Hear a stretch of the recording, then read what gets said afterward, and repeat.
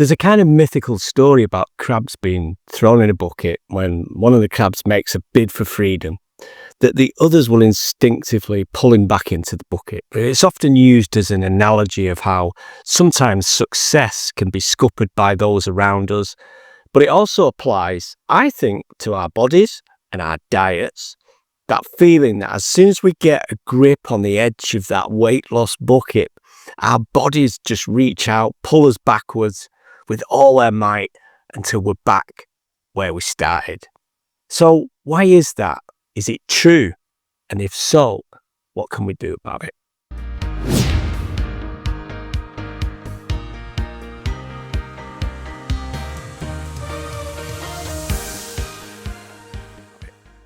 My name is Michael Dawson. I'm the author of Cut Your Diet, Think to Shrink. And if you're done with meal plans, calorie counters and sins, then you could be in the right place, because I'm here to help you build a roadmap to quit diets forever in just 14 days.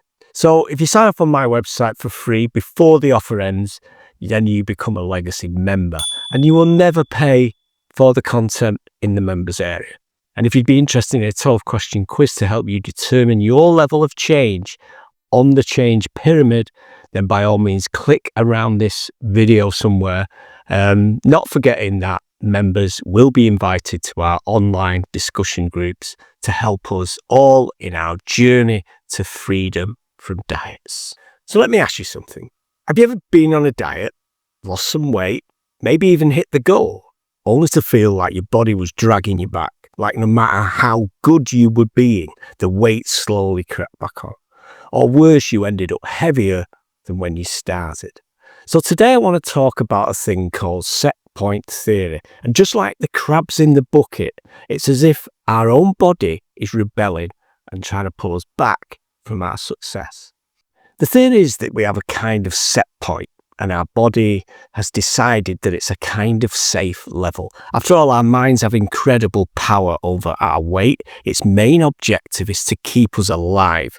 So it has control over various systems for creating energy, and it has an incredible ability to manipulate our weight. And as such, it might feel it needs to do this to keep you alive. After all, it's experienced scarcity in the past, such as crash diets. Then it wants to hold on to those reserves as best it can. It's biology. If you drop too far below that set point, your body thinks something's wrong. It slows your metabolism, it increases your hunger, it ramps up cravings. And if you gain a lot above that range, your body might try to burn more or suppress your appetite, at least for a while. But the further you go in either direction, the more your body fights to pull you back into that range that it feels is safe. And that's set point theory. And when I first learned about it, it kind of blew my mind. I used to think weight loss was just a matter of discipline. You eat less, you move more, you get smaller. That sounds pretty simple and logical. But I've worked with enough people, I've been through enough myself to know it's not that simple. The body isn't a machine that you can bully into submission. It's more like a partner in a long-term relationship. Ignore it, punish it, try to trick it, and it pushes back. So let me give you a quick example. You might lose 4 stone in a year. Be very strict, track every bite, run every morning, cut out the carbs, the sugar. And with 18 months, you've gained it all back. Not because you gave up, but because the body was exhausted, its hunger was constant, the energy was gone, the willpower didn't break, the biology kicked in. And that's what I want to talk about today, because if you've been blaming yourself for struggling to maintain weight loss, you deserve to know what's really going on. There are studies around this phenomenon, but to be honest, I don't think we really need those studies. If you think hard about it, you've probably experienced this in real life yourself. There seems to be that wall, that plateau that you can't quite get over or make progress through. And research shows it's more like a range, not a number on a scale, and that range can shift. Most diets actually increase your set point over time. So why is that? Because every time you restrict heavily, your body thinks it's in danger. It adapts by storing fat more efficiently, slowing your metabolism and increasing your drive to eat. Then when the diet ends, and it always does, your body rebounds hard, not because you failed, but because it succeeded in protecting you. So if you want to shift your set point, you have to stop sending your body danger signals. You have to show it that food is reliable, that energy is consistent, that it doesn't need to panic. Here's a question I hear quite a lot. If I quit dieting, does that mean I'll just stay this size forever? Maybe, or maybe not. Your current weight might be your body's natural point right now, or it might be the result of years of stress, sleep deprivation, emotional eating, all of those kinds of things. Here's where we put the science aside and go into Michael Dawson territory, a place to treat with caution. Could our set point be created a long time ago, during years of stress, periods of depreciation or hunger? I have a childhood where food was scarce. This could have helped me generate a set point if, and I have zero data to back this up, but you can ask yourself some questions. If that was where I created my set point, then it's not got a lot to do with eating, greed, or willpower. So taking my own theory a little bit further, it would indeed mean that we would need to work on our set point outside of any diet plan.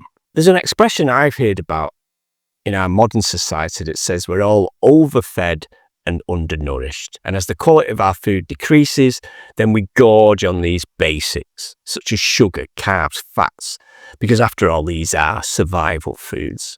If you've read my book, then you'll know that I steer clear of food and nutritional advice because I'm not qualified to give it. However, our bodies are well versed in the power of nutrition.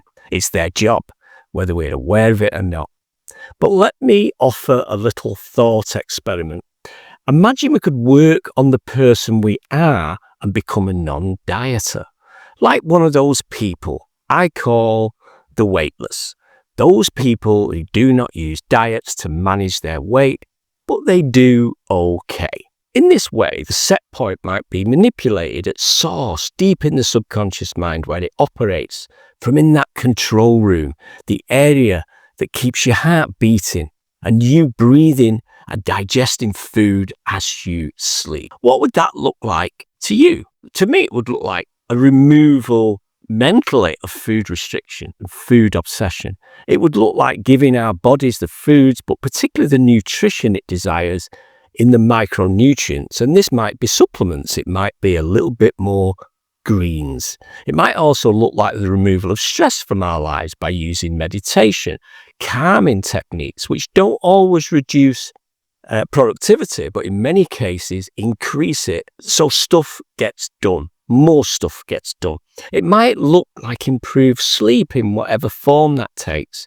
Getting a sleep routine, reducing outside influences such as caffeine and alcohol, getting your hours in. It would include movement in ways that slightly challenge, but in ways that you enjoy, walking to work or at lunchtime. A little like gardening, resurging your love for an old sport that you used to love and maybe starting your over 60s five-a-side team. Maybe in these ways we build trust in our control mechanism, and the result might be less running for cover from our favourite snacks, feeling more alert and watching ourselves get reprogrammed. That robot took years to program.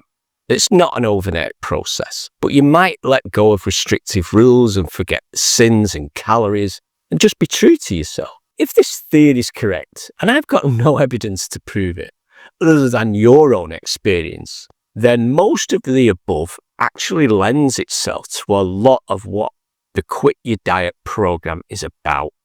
In Quit Your Diet, we focus on the influences to our diet plans, the things outside of the food obsessions, the higher levels of change. And if you want to know what your level of change is and how you can attack that level effectively, then a great place to start is by taking the 12-question test, which is around here somewhere. There is a link to that 12-question test. I have also made it entirely free right now for you to join this journey. Get access to all the members' tools for free forever, provided you jump on now and achieve legacy status. You will never pay for any of the tools and downloads. And that can be done on the website at actionfactorypublishing.com. I hope this episode set the cogs moving, and if anything, I would suggest not taking what I say as gospel, but simply ask yourself if it does feel instinctively true. And one final request, if you've got half a second to lightly tap that like button, it helps us both to share this message and ideas. And if you decide to subscribe, then myself and others with similar ideas will no doubt pop up in your feed on occasion. Thanks in advance for your support. I'm going to see you in a few days. I'm Michael Dawson, the author of Quit Your Diet, Think to Shrink. I'll be back in another few days with a new video in which I want to talk about diet success, fishing, and running a business.